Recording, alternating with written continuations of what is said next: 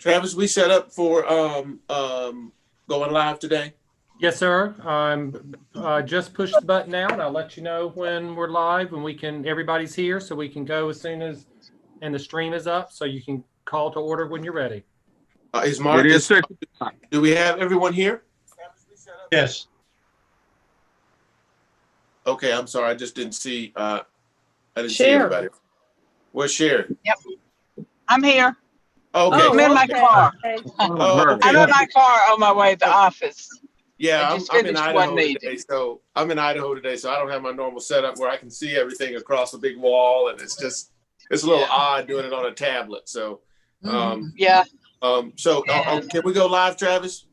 We're ready to go. Okay. I'd like to call this November 3rd meeting of the Board of Elections of Augusta-Richmond County to order. We have 3 items on the agenda for item number 2. As we go into item number 2, which is an update on the November 3rd, 2020 general election, we have items A, B, and C. In the interest of time and making sure that Lynn has all the opportunity that she needs to go through this amount of information, I'm requesting without objection from any of the board members that you hold your questions until we're through with item number C, just prior to going into old business. Can I do that without objection? Yes. Sir. Yes, sir. Okay. Yes. Lynn, the floor is yours, and thank you again. Okay, I'm basically going to go right down the document that was sent to you guys, I guess, yesterday. Okay, so there are a number of dates that I want to make sure that you keep on your radar for you and for the public. Of course, we know today was the first day of advanced voting, but on October the 19th, we'll begin the early processing for absentee ballots. And so we know that process will run from 10 to 4 during weekdays, the week of October the 19th and October the 26th. And we'll be doing that at our storage facility at 2029 Lumpkin Road. Another important date, Saturday, October the 24th. That's the day of Saturday voting. That's the day the other 3 advanced voting sites will open up. Sunday, October 25th, another important day. That's the day, the only day that we'll have Sunday voting. It will be at the Bell Auditorium only. So that's that entire weekend will be open for voting at the Bell Auditorium. So basically, once we open up on Monday, October the 19th, the Bell will be voting every single day up through Friday, October the 30th. The hours vary, but we'll be there every day during that period of time. Okay. October the 30th, as I mentioned, is the last day for early voting. It's also the last day that we'll be mailing out absentee ballots by mail. On November the 2nd, we'll be delivering voting equipment to the polls, and on the 4th, we'll be picking it back up. 11/13, that's a day to put on your calendar. That's a Friday, the 13th. But that is the deadline for us to certify the election. Now, it may be that we can certify before then. With the last election, particularly the one in June, we certified on the Wednesday before the Friday deadline. And I would like to be able to accomplish that and meet that goal for November as well. But we're just gonna have to cross that bridge when we get to it. But we know we do have that hard deadline of November the 13th. November the 16th. So every county in the state will be required to perform risk limiting audits for this election or after this election. And it's required by law to be done pre-certification. And so the Secretary of State's office has determined that pre-certification means before the Secretary of State certifies their election results. They will be certifying their results on their deadline is November the 20th, which is on a Friday. I hope that we will be in a position here that we'll certify on or before November the 13th. We'll start our audit as soon after that as we can, but I hope that we can do that by November the 16th. And then report our results to the Secretary of State's office by November the 18th, 2 days before they certify the statewide results. So that's the goal. More on risk limiting audits as we go down through the report, but that's what that date means on the calendar.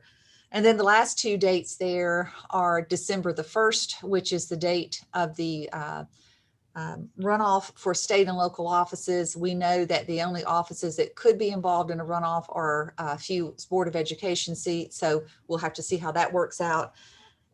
Excuse me. And then January the 5th, 2021 is the date of the federal runoff for the U.S. Senate race, which we know will happen without a doubt.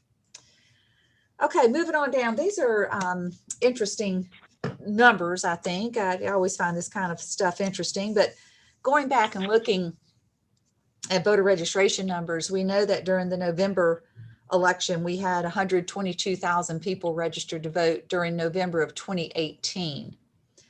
In September, on September the 1st of this year, 2020, our voter registration was at 128,000. And then here we are, the first part of October, and our voter registration is sitting at 134.5. So it's, you know, we're just taking chunk by chunk by chunk, getting on up there. And we are still processing voter registration applications now, even though the deadline was on the 5th, we're still beating that keyboard, getting that information in even now. So I wouldn't be complete. I think that a reasonable number is probably 138,000 by the time we're finished with everything that we have yet to enter in. So that's certainly a record breaker for us. So we'll see, and I'll keep you apprised of all that. But those are just to give you an idea of where we are with voter registration and how it's changed over the last few years. Oh, wow. Poll watchers. Just as a brief overview for you all and the whoever may be watching our meeting or listening in tonight, poll watchers, there is a procedure that that the parties use to make those appointments. The request on the local level, the requests come from the parties for partisan offices and from the candidate for nonpartisan office, and that's actually for a state or local office. But the local stuff would come to us, and then the state stuff would go to Atlanta. So each party has the right to appoint 2 poll watchers for any precinct that they choose. Each nonpartisan candidate has the right to appoint 1 poll watcher at any particular precinct. And so the process for doing that is at least 7 days prior to the date of the election, either the party or the candidate, whichever is appropriate, would notify either our office or the Secretary of State's office, whichever is appropriate, of their desire to have poll watchers in these different polling locations around the state. We have to be notified at least 3 days before the election. And that gives us enough time to get the badges and some training materials together to have ready for them when they pick up their stuff. So that's the general flow of how it works for Election Day poll watchers. Okay. Moving on along to the risk limiting audit, we touched on that briefly a moment ago, but again, according to the provisions of House Bill 316, which was passed by the General Assembly the first part of 2019, one of the things that's provided in there is a mandatory risk limiting audit. And basically, it's an audit that we perform after the election that has to have an end result, or it has parameters set up that it has to have a risk limit of not greater than 10%. So that's what our goal is as we go through that process. In preparation for that, as we count ballots and as we empty out ballot boxes at the early voting sites, as an example, they're all batched together and it's denoted in that batch which scanner they came from and which batch number that is from the scanner. So we know precisely on what date it was taken out and which scanner counted those votes and so on.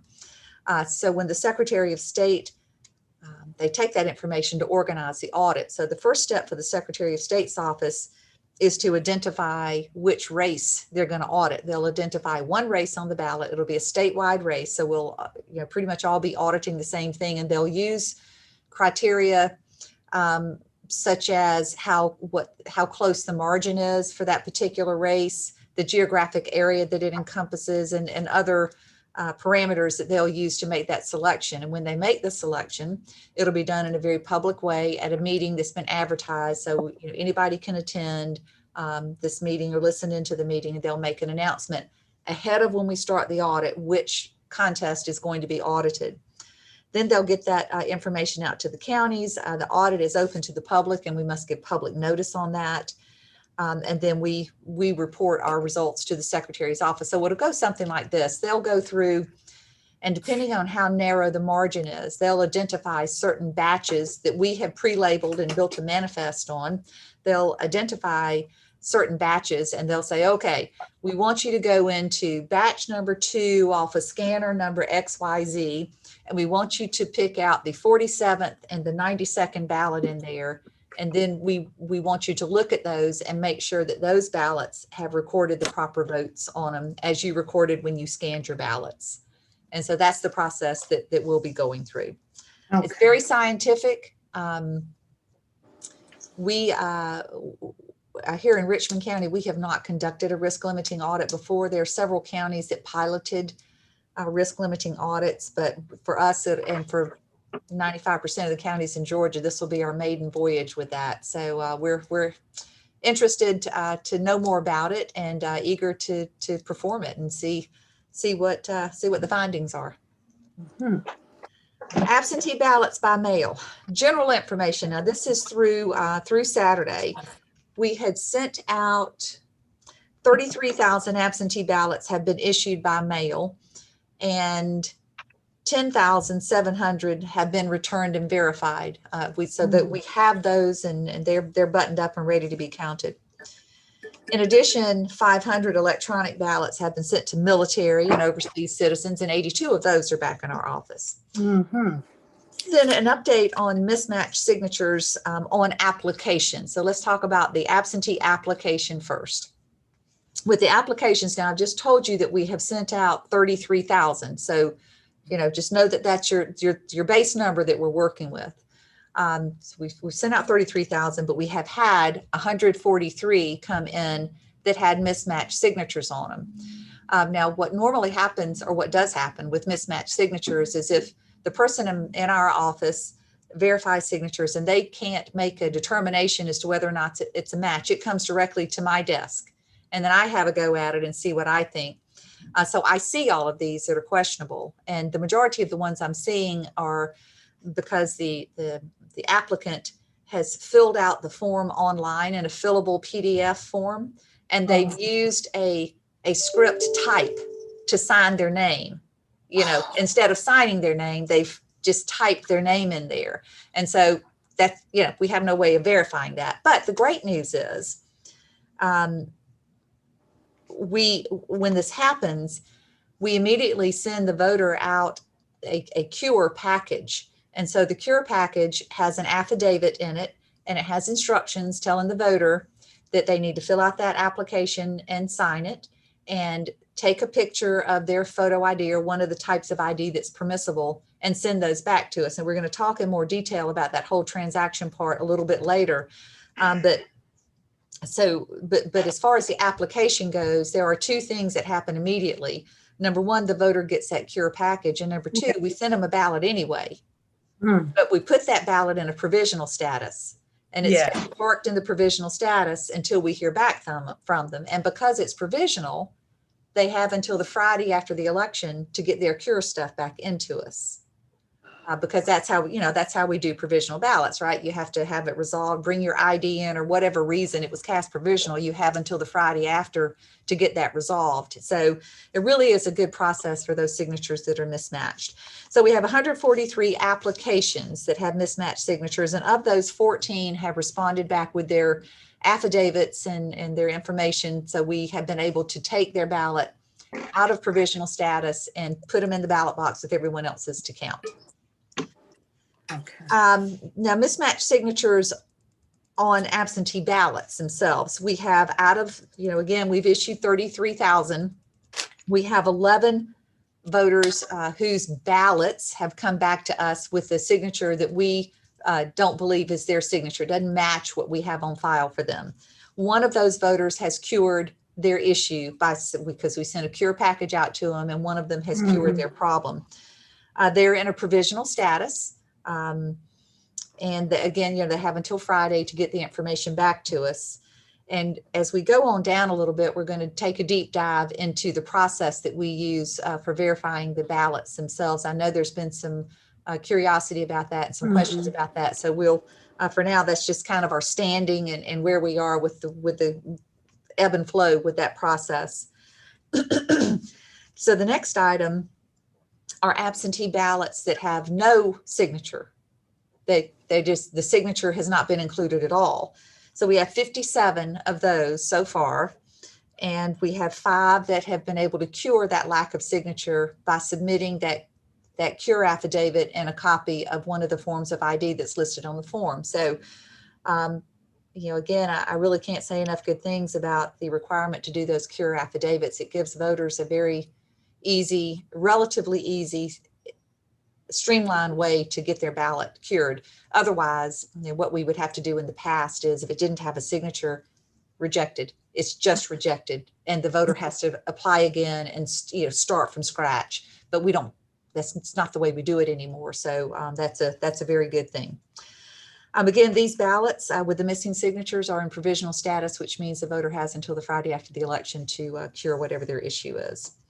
All right, so let's talk about the process. So just to give a general overview of how we do it, the applications and the ballots go through very similar processes for verification. We make sure the person is registered to vote, and then we flip over and check their signature. We have a data management system that was developed by our information technology department that we've used for 10 plus years. And what we've done over the last decade is every correspondence we've had with the voter is scanned into this system, whether it's a voter registration application or an absentee application, a change of address, whatever, it's scanned in there. So we have a digital image of the document. And so because we have that system, it's pretty easy. It is easy for us to access signatures. Prior to that system, we were over in our big manual file system, digging through file drawers, pulling out cards and looking at them. And, you know, after going through a big election back in 2008, we said, well, this is never happening again. So that's when we got busy and started getting everything scanned in. So same process for verification for both of those documents. If it is an absentee ballot application, we're required by law from the time we receive it to have it processed and out of here in some way within 3 days, whether that's a ballot or the cure packet or whatever it is. We've got a 3-day turnaround to get that out, and we try our best to adhere to that. Now, I will tell you that here lately, with all the influx of absentee ballots, we have occasionally missed a mark with that, but you know, we're 95% hitting that mark, which is, I think, a great thing. For an absentee ballot, we must also process those within 3 business days. But once we hit the 11th day before the election, our clock changes, and it's the ballots have to be sent out of here by the close of business the following business day. So up until the 11th day before, we have a 3-day turnaround time for ballots, and then once we get really into the thick of things and close to election day, it's basically a 24, 36-hour turnaround time for those. So the process for verification.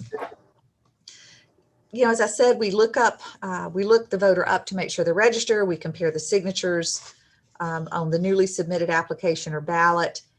If the person reviewing the signature deems it as a mismatch, then it comes to me or to Travis, primarily to me. If I think it's a mismatch, it goes back to the staff where 2 other people look at it to see if they think it's a match, and we decide kind of by committee whether it is or it isn't.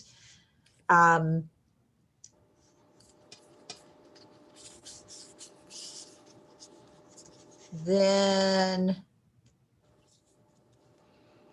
I think the rest of that is just reiterating what we've already talked about with the whole provisional status and how we look at how we access the records and the process that we go through to verify the signatures.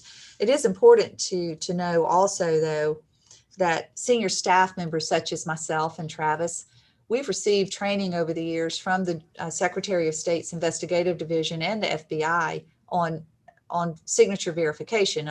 We do not claim to be experts on that. It's a very subjective thing. You know, I may see things one way, you may see things another way, but there are techniques that we use to discern patterns in handwriting that we've learned over the years, and we use those when it's not an easy match. So, you know, we were looking at the numbers earlier, and again, I go back to this number of 33,000, and just with the applications itself, compared to 33,000, only 143 have had problems so far. And with absentee ballots, compared with 33,000, only 68 have had problems so far. So, you know, it just doesn't happen often that ballots are getting thrown out because signatures are bad. It does not. Now, the biggest problem we see is no signature at all. That's the biggest issue. But even still, there are less than 60 of those. So I'm not saying any of it's good, but you just have to, you know, keep it in perspective when you look at those things. Okay. Now let's talk about this day. Wow. Wow. Yeah. We got down to the voting center around 6:45 this morning, and there were already people in line. The person at the front of the line, I couldn't resist talking to him to ask them what time they had gotten there, and they got there around 6 o'clock because they would rather, I guess, wait 2.5 hours at the front end of the process to go ahead and get in and get their ballot cast. Oh my goodness. But what we saw all day long up until around 2 o'clock or so was a line that went out of the front of the Bell Auditorium, down Telfair Street to 7th. It turned down 7th Street, went down past the James Brown Arena, down to the railroad tracks. And that was hours that line was that long. And at some point in the day, it started easing up, probably 2:30, 3 o'clock. You could see I was out and about in my car a good bit during that time. And each time I would ride by the Bell Auditorium, I could see that line was getting a little bit shorter, a little bit shorter, a little bit shorter. I know that we were voting there until 5:35 this afternoon. So there was we did stay open a little bit late to accommodate those folks that were in line at 5:30 or at 5 o'clock. But I will say that all in all, we had a very good day. Early estimates are that we had around 1,600 people come through and vote today. Wow. All the equipment worked great. There were no hiccups, no big ones with any of the equipment or anything like that. As far as the staffing goes in there, I would love for any of you who are interested to come by and let's do a walkthrough. We're very pleased with the layout of the facility on the inside. The Spectra crew there has been very helpful to us brainstorming how to arrange stanchions and to work with traffic flow. They've done a great job putting tape down on the floor to denote the 6-foot spacing and arrows to point voters around. So they've been just a really good counsel for us as we set that up. We have about 30 of our own people working down there. And in addition to that, all day today, there have been, I would say 3, if not 4 people from the Coliseum Authority that have been there working, and a couple of deputies from the Marshal's Department for security. So lots of people there in the building. But basically, when the voters come in, when they enter the Bell Auditorium, they're put into a queue where they go down and around to enter into the exit door. And we did it that way. If you've been into the Bell, you'll know what I mean. That lobby is a very long rectangle. And so we wanted to take advantage of all that space to get people in out of the weather and, just in case. Today was pretty, but tomorrow may not be. So we put them in a queue, then they go in, fill out their paperwork, move to another station where their ID is checked. And then from there, they move to a third station where they get their card. Then they go into the voting booth to vote. And then they go to the ballot box and out the door they go. The Coliseum Authority and their staff has put hand sanitizing stations all points along the way. Voters are thrilled with their disposable styluses. I don't know if I've shown these to y'all or not. Let's see if I've got one. I thought I had one handy, but you'll see it when you go vote. Those of you who vote in person, it's basically it looks like a thick straw, like a paper straw, except at the end of it, it's got a rubber tip, a stylus tip, and they're biodegradable. We don't clean them. Voters get one when they come in, they use it and they take it with them, or they deposit it in the trash on their way out the door. So those have worked very, very well. And that is all I have on my list of things to update you guys on. So I'll be glad to take any questions or share any more information with you with anything that you might like to know or discuss. Yes, please. Very quick question.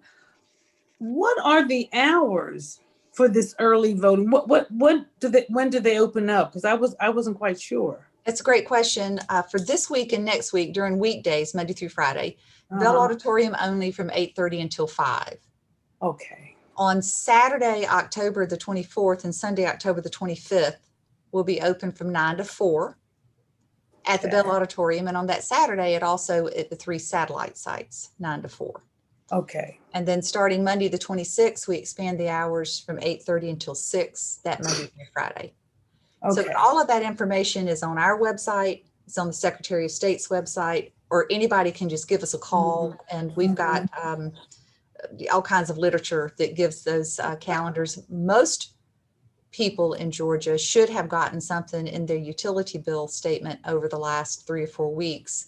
We're on the 5th cycle now of a 6 cycle run where those inserts are put into utility bills. So most everyone should have gotten that by now. Okay. If And that, Okay. And then I just wanted to share with the group that Frank Williams has on Facebook posted what it looks like in the Bell Auditorium. It is wonderfully set up, wonderful in color. Yes, he did that today. It was awesome. Awesome. well, good. Well, good. Yeah, it's working out well in there. 50 machines, Yes. no problem. It's fine. You know, I don't know that if we had 60 in there, I think it might feel a little bit crowded. But with 50, everything is spaced out in such a way that voters are moving around easily. They're not bumping into each other or getting too close to each other. Yes. And our poll workers, you know, I just, poor things, that they stood on their feet for 6 hours today at the time before many of them even had lunch or took a break of any kind, because we were just so busy in the morning trying to get those voters through. But they're an amazing crew. They're tough, and they'll be right back there with us tomorrow. Thank you so much, Lynn. Yes, ma'am. Mr. Chairman? If I Yes, could- sir. Question. Lynn, if I'm, Yeah, Lynn, if just I may, to let me know how, as far as the drop boxes, have they been used at all, or how many did you pick up today, for instance? Sure. Well, I'm not sure how many came from the outlying sites, but I know here at the municipal building, we emptied it 3 times today, and each time we had between 100 and 120 ballots in it. Okay. Now they emptied it one more time before they left at 5. I don't know how many they pulled out then. But yeah, I think what we've seen starting today is an increased activity across the board in every kind of voting. I mean, it's like the switch has been flipped. So I hope that as we get a little bit closer to the election, frankly, that we're going to see a little more activity in some of the ones at the outlying sites, as we've been picking up 20, 30 a day from Warren Road and Brigham Center and Diamond Lake. So, we'd like to see those boxes get a little more use. We put the 5th boxes out at the service center there at Peach Orchard and Rozier Road, and we're collecting from that one too. Understandably, that people may not know yet that it's there, but they will. They'll tell a friend who will tell a friend, they'll tell a friend. So right now it's not being utilized a whole lot, but we're certainly telling people about it when we know that they live in that area. I believe Sherry had a question. I just wanted to comment. I went down to the Bell Auditorium Friday and walked through with Travis. It is quite an amazing setup. The department has done a wonderful job. The flow has to be magnificent, plenty of space, the people that are working, everything was just wonderful. I don't know of any place in Georgia that has a better setup than what Lynn and Travis Wow. have done. And I just wanted them to know Yes. it's wonderful. And I did go down and look at it Yes. Friday. Well, Sherry, you've got some kind comments here. We appreciate that. We worked really hard on Thursday and Friday to get it set up. And, as I mentioned earlier, kudos to the Coliseum Authority and their staff for being able to provide that type of expertise that we have just not had to tap into here. But so it's been a good learning experience for us too in line management. So it's been a good project to be a part of. So thank you for that. Mr. Chairman. Yes, sir. Yes, sir, Yeah. Terrence.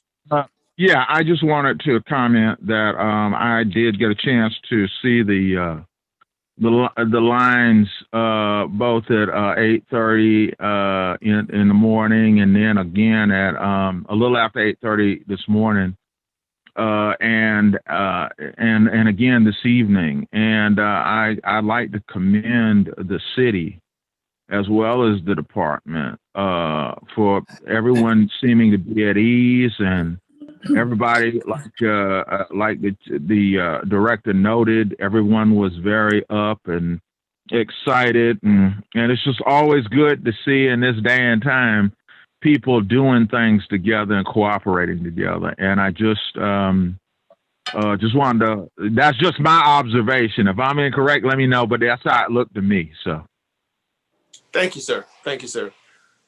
Lynn, what, and I know this is a very, very subjective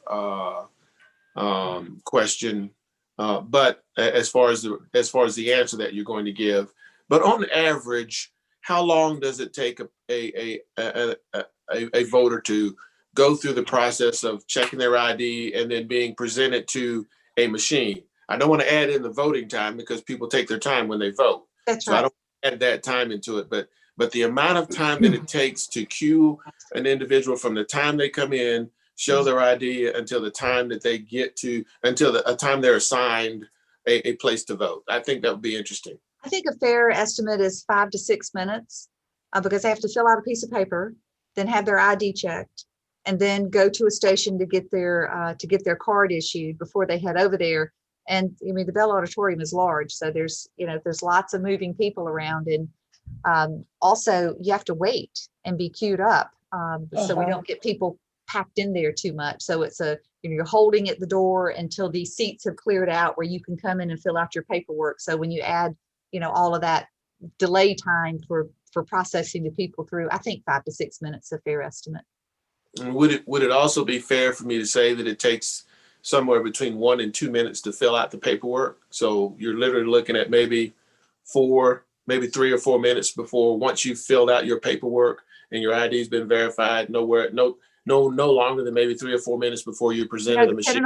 Depending on how many people are ahead of you. Yeah. I think that's a fair estimate. If it's when we were spiking this morning, you could probably frankly add a couple more minutes to it just because of the number of people that were in there queued up ahead. So sometimes you might have 5 people ahead of you to get IDs checked, and sometimes you might have 15. It just depends on how many people are in there at any given time. But there really was a pretty good flow with it.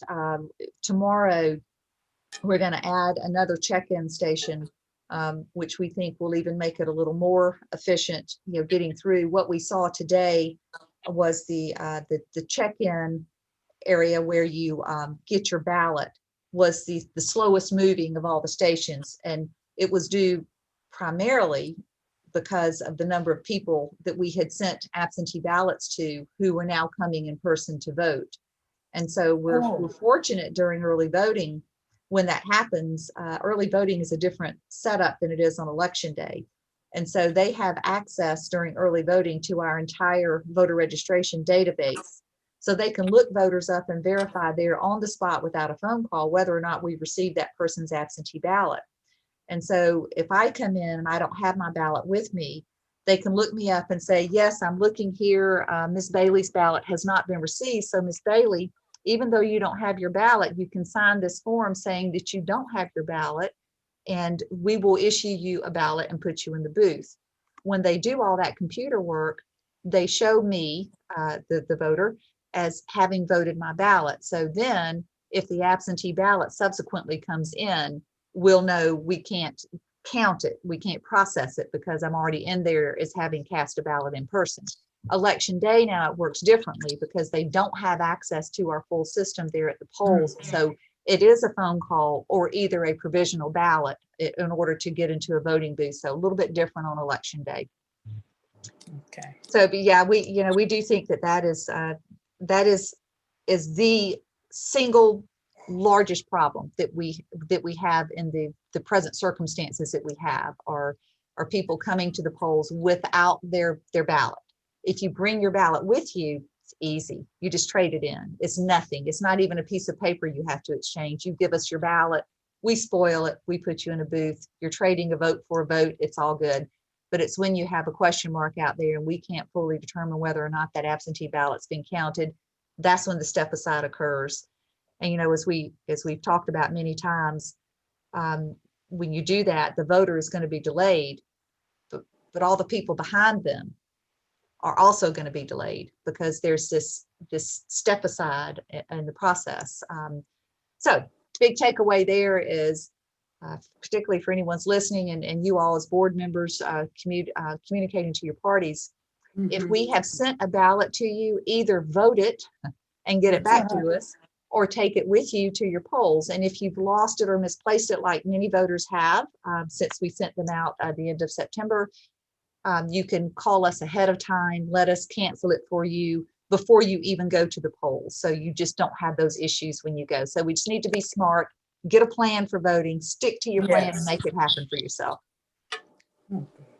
Thank you, Lynn. Yes, sir. Any other questions for Lynn concerning the update on the November 3rd, 2020 general election? Yes, sir. I do. It has to do with the chain of custody for the drop boxes. Mhm. Could Okay. you please give us can you go through that with us again one more time, Lynn? Sure. Okay, thank you. You're welcome. So we know that the drop boxes are permanently affixed to the ground. So they are bolted in concrete in a metal box to the ground. We know that the drop boxes have 24/7 security surveillance on them at all times, 24 hours a day, 7 days a week. Okay. We have every day, we have 2 individuals go out who have been sworn in to collect these ballots. They take an oath, much like the poll workers take, that they're going to uphold the laws and, not do anything improper. These 2 people go to every location. They take the ballots out of the box and they count them 1, 2, 3, 4, and they come up with a number that they mutually agree upon, and it's recorded onto a document.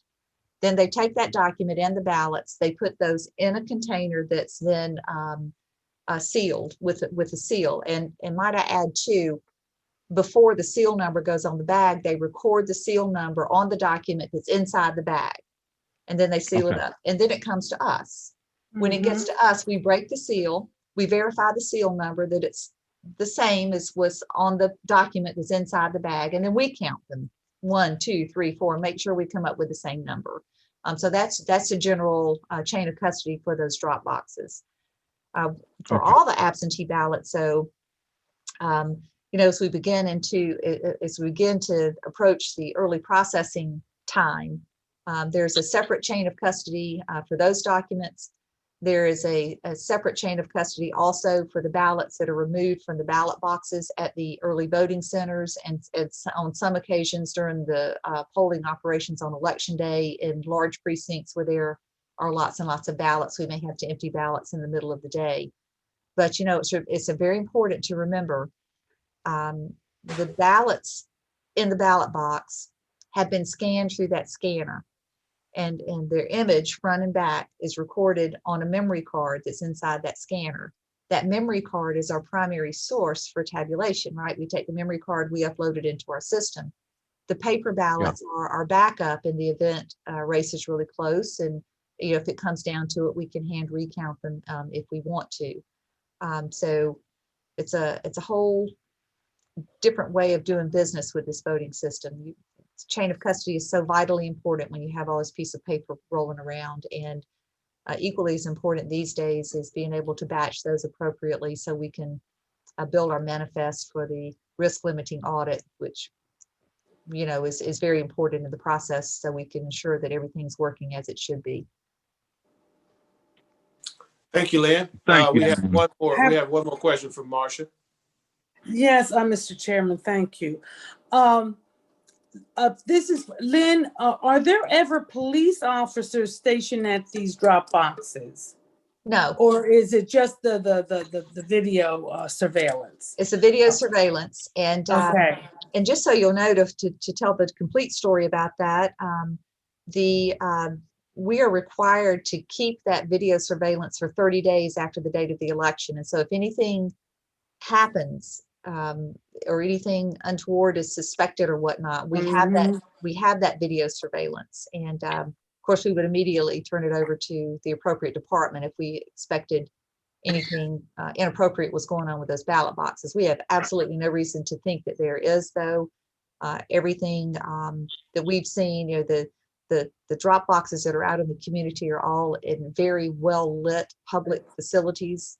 And then the one in the municipal building is as well. So, they're not sitting out in random places at bus shelters and in other places like, Atlanta. I think that they have, and kudos to them for doing it, but they've put ballot boxes where there's a lot of foot traffic, which makes sense. Yes, yeah. And other places put them at public libraries and things, which also makes sense. But the bottom line is we just have to make sure that they're secure. And Okay, thank you. yeah, you're welcome. Any other questions? No. Moving on to old business. Any old business? No, sir. Hearing none. New business for the good of the board.